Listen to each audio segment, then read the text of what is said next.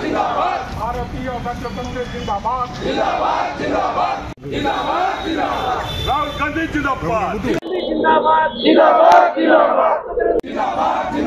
भक्तदास जिंदाबाद अरे भक्तदास जिंदाबाद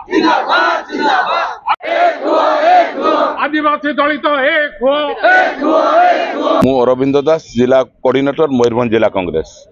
आज मिश्रण यही 24 वर्षर कुशासन एवं वर्षे गुटेर जो नारी निर्यातनाकारी सरकार विरुद्ध आज मिश्रण आज भक्तदास आह्वान क्रमे राहुल गांधी आह्वान क्रमे मयूरभंज जिला कांग्रेस तरफ शताधिक युवक महिला एवं दलित निष्पेष लोक मान तरफ आज मिश्रण करा निश्चित भाव मयूरभंज जिले में यार सूचना दौची आग को कांग्रेस आम समस्त सीट जीतबू मयूरभंज जिलार कांग्रेस सीट केते लोक दलीय समर्थक आम शताधिक लोक आज मयूरभंज जिलूर जेएमएम रु एवं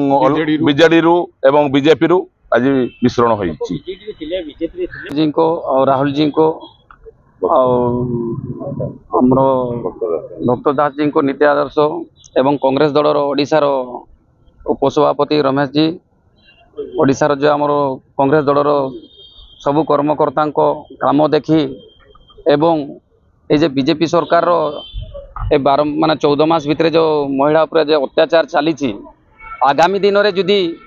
आपको समाधान बाट बाहर करने आ सामना करने गोटे दल हूँ जातीय दल